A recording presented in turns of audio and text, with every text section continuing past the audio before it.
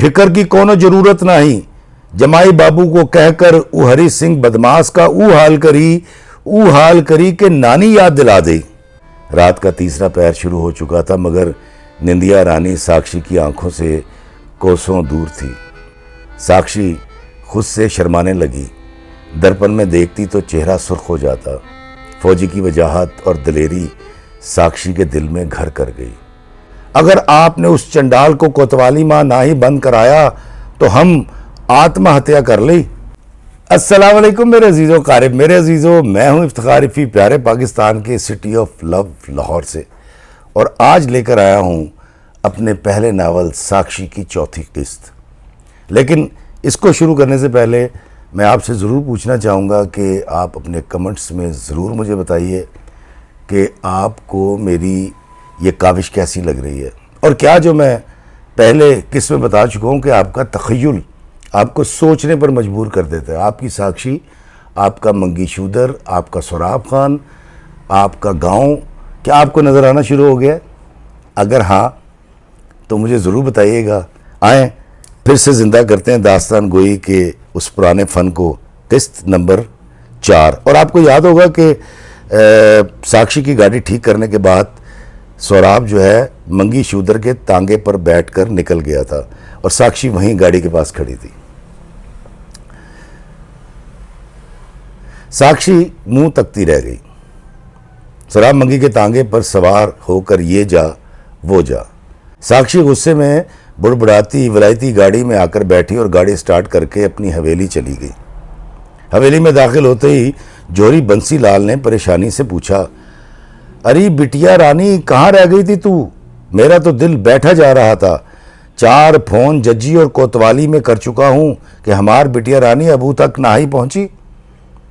अरे पिताजी, वो मुई गाड़ी जवाब दे गई थी और हमार मदद का चकमा देकर दारोगा सरदूर सिंह का कपुत्र हरी सिंह ने हमार इज्जत पर हाथ डाला। अगर आपने उस चंडाल को कोतवाली मां ना ही बंद कराया तो हम आत्महत्या कर ली। साक्षी ने अपनी मखसूस भाषा में बाप को धमकी दे डाली थी। जोहरी बंसी लाल गुस्से से बोला, फिकर की कोनो जरूरत नहीं, जमाई बाबू को कहकर ऊ हरी सिंह बदमाश का ऊ हाल करी के नानी याद दिला दे। साक्षी अपने कमरे में चली गई। कुछ गुस्सा ठंडा हुआ तो पहले फौजी का मर्दाना चेहरा याद आया और फिर कोट पर नज़र पड़ी। साक्षी जाने क्यों फौजी की एहसानमंद नहीं होना चाहती थी। जानती भी थी कि अगर सोराब ना होता तो उसकी इज्जत तार तार हो जाती, मगर पैसे का घमंड और हुस्न का गरूर और फिर अंग्रेज़ कमिश्नर से निस्बत उसे सोराब खान का एहसानमंद होने से रोक रही थी।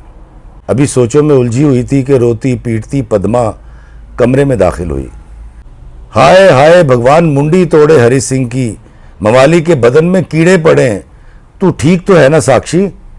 ये साक्षी की माँ थी जो घबराई हुई साक्षी के शबिस्तान में दाखिल हुई थी।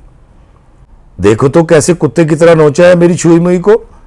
तुहार पिताजी ने बताया तो हमार कलेजा मुंह को आ गया। साक्षी ने बड़ी मतानत से माँ के गले में बाहें डाली। माताजी, फिक्र की कोनो जरूरत ना ही, हमार कमिश्नर जी हरी सिंह का खटिया खड़ी कर दें। चुप कर, जो अनाप शनाप मुंह में आए बकी जाए है। अरे अकल की पूरी, अगर जमाई बाबू को ई पता चला कि तुहार साथ ये हुआ है तो जाने क्या उल्टा सीधा सोच ली, और भगवान ना करे अगर उसको शक पड़ गया तो सगाई ना तोड़ डाले। साक्षी की शातिर माँ पद्मा ने एक ही जुमले में सारी बात साक्षी को समझा दी। साक्षी अपनी माँ की बात समझ चुकी थी। फिर अब क्या करी? साक्षी ने पूछा। पद्मा बोली, अभी कुछ नहीं करना, कुछ दिन गुजर जाने दो, फिर हरि सिंह का हिसाब भी बेबाक हो जाई। पद्मा चली गई और साक्षी को लगा जैसे सोराब का चेहरा उसकी आंखों के सामने आ गया हो। आंखें बंद करती तो सोराब का चेहरा, आंखें खोलती तो सोराब का चेहरा। मुलाजमा खाना लाई, मुझे नहीं खाना कहकर वापस भेज दिया। साक्षी खुद से शर्माने लगी। दर्पण में देखती तो चेहरा सुर्ख हो जाता। फौजी की वजाहत और दलेरी साक्षी के दिल में घर कर गई। साक्षी रेशम के मुलायम बिस्तर पर लोटनी लगा रही थी। रात का तीसरा पहर शुरू हो चुका था, मगर निंदिया रानी साक्षी की आंखों से कोसों दूर थी। साक्षी उठी और दर्पण में अपना सरापा देखा। उसे लगा कि कमिश्नर नहीं, फौजी उसके साथ ज़्यादा जचेगा। साक्षी ने आईने के सामने खड़े होकर ये इकरार कर लिया कि उसे फौजी से मोहब्बत हो गई है। ये जुमला अदा करना था कि साक्षी ने शर्मा कर दोनों हाथ अपने चेहरे पर रख के अपना चेहरा छुपा लिया। उसकी सांसें धुकनी की तरह चलने लगी।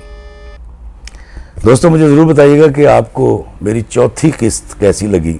मुझे दीजिए इजाज़त इस दुआ के साथ कि अल्लाह में आसानियत फरमाए और आसानियाँ तकसीम करने का शर्फ अता फरमाए। आमीन। अस्सलाम वालेकुम वरहमतुल्लाहि वबरकातुहू।